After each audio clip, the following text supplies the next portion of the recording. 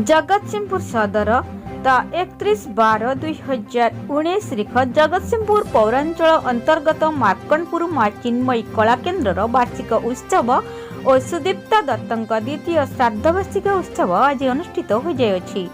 एही अवसर में अपराह्न अनुष्ठान स्थायी सभापति गुरु श्री क्षेत्रमोहन नंद शर्मा, गुरु श्री धूमेश चंद्र दत्त, कृष्णा दत्त, प्रताप चंद्र राउत उपस्थिति रे प्रताप चंद्र राउत सभापतित्व अनुष्ठित सभारे मुख्य अतिथि भाव में सरोज कुमार महापात्र, मुख्य वक्ता हेमंत कुमार दास और सम्मानित अतिथि कंठशिल्पी रंजन कुमार गाण प्रमुख जोग देथिले। उत्सवर प्रारंभ में प्रतिष्ठात्री सुदीप्ता दत्तक प्रतिमूर्ति उन्मोचन कर जायथिला। प्रदीप्त साहू अतिथि परिचय प्रदान करथिले। संपादिका सुश्री कृष्णा दत्त वार्षिक विवरणी पाठ करथिले। एही अवसर में नृत्य कंठशिल्पी अभिन्न सुंदर राउत राय, अंतर्जमी पुहाण रंजन कुमार गाण और तबला वादक ब्रजकिशोर दत्त और हरिहर नंद प्रमुख को उत्तरीय पुष्पगुच्छ और मानपत्र दे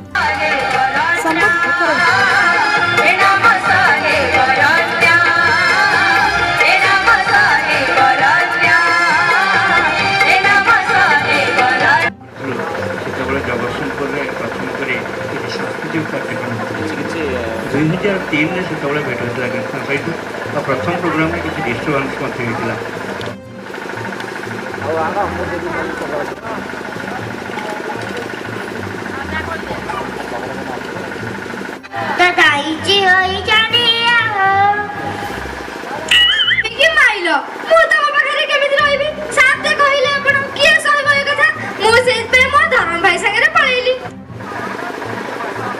छात्र छात्री को मोर हार्दिक अभिनंदन आशीर्वाद भिक्षा करुची।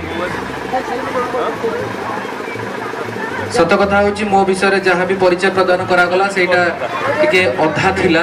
मो संक्षेप ताको पूरा कर देबी। तापरे मो पाखरे केते समय अछि मु टिके प्रदीप्त सर मु पचारु जे सेही अनुसार मु मोर करिथिबा समस्त छात्र छात्री को अतिथि मानक द्वारा प्रमाणपत्र सह ट्रॉफी प्रदान कर दैथिला। शेषे आदित्य बुद्ध प्रसाद धन्यवाद अर्पण करथिले और शेषे प्रार्थना चैनल केतक कंठशिल्पी को नहीं भजन कार्यक्रम भक्तिर मंच परिवेशन कर दैथिला।